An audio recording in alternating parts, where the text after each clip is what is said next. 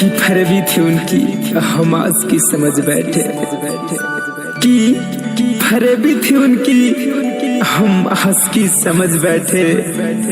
हम तो मौत को ही जिंदगी समझ बैठे।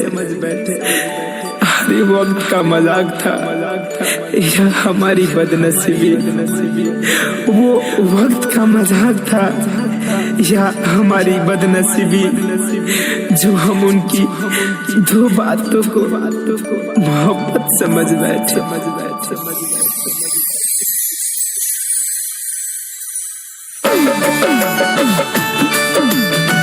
Music by Shiv Manmohan.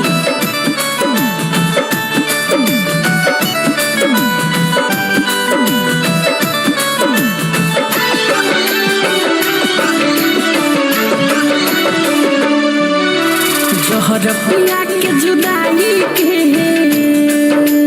हो जहर पिया के जुदाई के जियल कैल मुश्किल, खून के आंसू हमार रोता दिल, खून के आंसू हमार रोता दिल।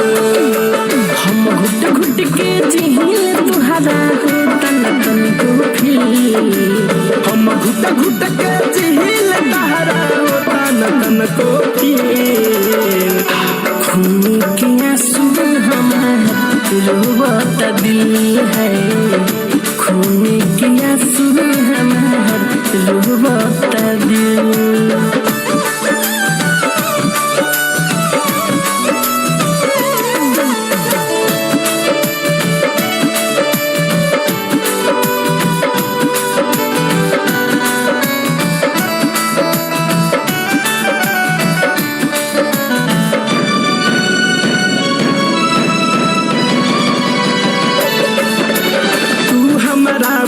जियत न रहलू अब खूब हंसत बहारू, कवन कारण आज नागिन बन के हमारा के डहसत बहारू।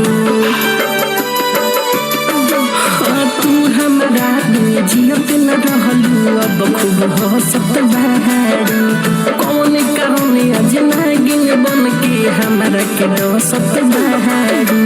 प्यार के जिंदगी देवे वाला मोइल काहे कतिल, प्यार के जिंदगी देवे वाला भइल काहे कतिल। खून के आंसू हमार रोता दिल है, खून के आंसू हमार रोता दिल।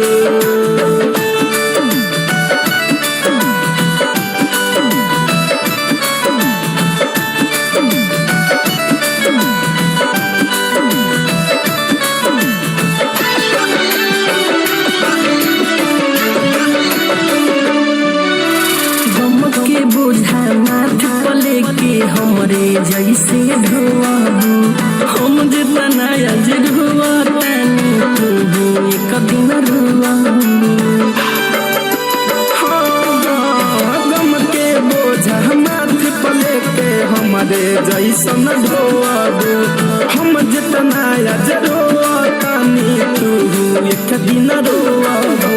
महेश परदेसी मीठू के कइल मोहब्बत में, मुकुंद बनी धनंजय के कइल मोहब्बत में।